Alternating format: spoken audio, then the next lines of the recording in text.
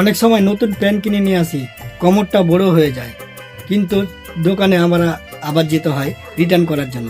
কিন্তু আর রিটার্ন করতে যেতে হবে না, এই ভিডিওটা তোমরা দেখতে থাকো। ঠিক আছে, এই ভিডিওর মাধ্যমে তোমরা শিখে নিতে পারবা কিভাবে প্যান্টটাকে তোমরা কোমরটা ছোট করে নিতে পারবা। তো ভিডিওটা শেষ পর্যন্ত দেখতে থাকো।